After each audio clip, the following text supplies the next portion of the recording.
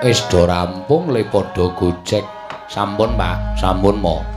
Sampun, Pak. Iki aku urung mrana kok wis padha sowan. Ajeng ngeterke Bagong, ngapa kok dadak diterke? Bagong wis gerang tuwa. Kula menika nyempeno. Ngimpi? Nggih, Pak. Ngimpi apa? Wancine enjing. Lah kowe ngimpi apa? Aku ngimpi omahku ki ewoh, Pak. Ewoh apa? Ewoh mantu. Weh, kosek. Aja sembrono. Wimpen ora prayoga lho, Dole. Lah sing dimantokke sapa? Sing dimantokke aku, Pak. Wong tak bandem wong tuwa. Wis pokoke pripun, Pak, niki kahanane? Coba kosek. Mbok menawa ana syarat srana supaya kowe iso uncat kelawan lelakonmu, Panakawan.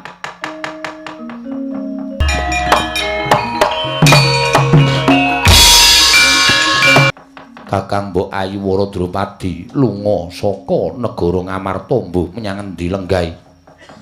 Ndadekake sungkawaning Kakang Prabu Puntadewa. Tumuli Janaka lan Werkudara kinen ngupaya.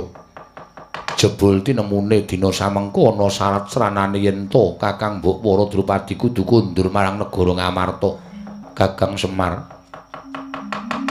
Syarate tan oleh kejaba mung kowe kudu masrahake marang anakmu Bagong. Dipasrahke pripun? Dipasrahke marang Janaka. Nek pun kula pasrahke, Bagong bakal tak anggo tumbal. Nuwun sewu. Bareng sampean ngendika kaya ngoten ati kula kok kaget. Kula kok miris sampean kok bola-bali percaya karo Begawan Durna to. Cobi kula tak nyuwun priksa. Sing dipercaya niku napane? Anak kula Bagong ora ana gandeng senenge karo Ndara Ayu Wara Drupadi lah kok malah saniki ajeng didadekke tumbal.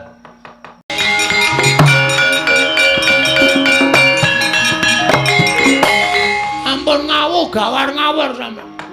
Kula ora ana sambung rapete karo tindake Ndara Wara Drupadi kok ngerti-ngerti arep dipateni. Sampeyan niku duwe ati napa mboten? Rasa kokian gunom tanpa guna. Wose kowe gelem tak dadekke tumbal apa ora? Ora gelem aja klakon dosa tak rudha paripeksa. Bagong. Kowe gelem tak dadekke tumbal apa ora? Ora gelem tak dadekke tak idak nang kene mati nang kene. Mlayu le, mlayu mlayu Bagong.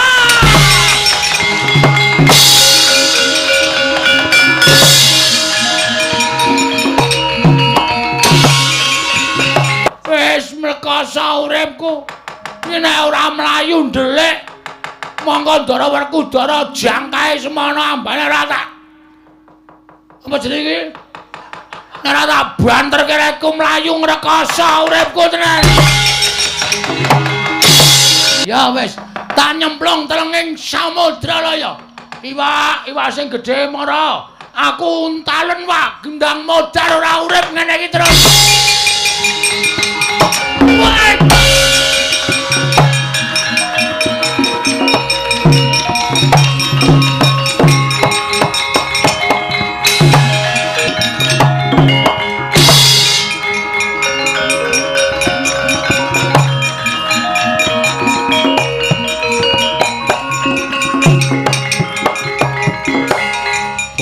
Bagong ulun nyuwun prisa. Bagong ulun takon lan jeneng kita. Takono. Napa kita arep mati? Pun entek baterene. Wis abang. 20%. Mula kudu mati. Aja kita nek mati ora prayoga. Kita kuwi ora kena mati. Lah, sebabe napa kula mboten ngeng mati wong nyatane kula nek urip ya mung arep dipateni karo Ndara Janaka karo Ndara Werkudara. Padahal kula ora ngerti luput kula napa, kleru kula napa, kok dipateni. Ayo. Ngerti ora kowe? Bekaken Gusike kita iki ora ngawur to, karo dewa kok sak karepe dhewe ora. Ulun tumedhak ning Madyapada iki bakal tetulung lan jeneng kita. Terus carane kita aja mati, ning kita bukti ya. Wong arep mati kok malah kon mukti. Dewa iki sak ciptane dadi sak sedyane ana. Kita mukti ya. Carane kita mlaku bener ngulon parane kono. Mengko kita bakal ketemu Nalendra. Arane Prabu Kalasreng. Nalendra kuwi engko matenana. Sawise kita mateni Nalendra kuwi engko negarane agemen. Kowe dadi ratu ning negara kono. Serius? Lho, tenan. Wah! Tenan begulun. Kita ulun paringi pusaka. Ya kuwi wujude kalung. Kang aran kalung Robyong Kencana. Pusaka iki mengko tuthukna Prabu Kalasreng. Oh nggih. Nek wis tak tuthuke Prabu Kalasreng mati, sandangane agemen kowe dadi ratu ning Giri Kadasar. Oh nggih. Pun ngoten mawon Mbok ki tampanana nggih. Oh nggih ngetaken dawuh. Waduh, woh kaya panah. Kalung Robyong Kencana. Sendika ngetaken dawuh. Sampun nyuwun pamit Mbok ya sing ati-ati.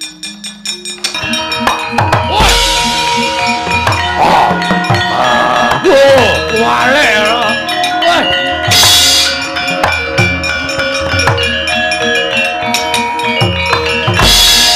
mikunjang gancing langit kelap-lapaton lir kincanging risang mawe gandrung ing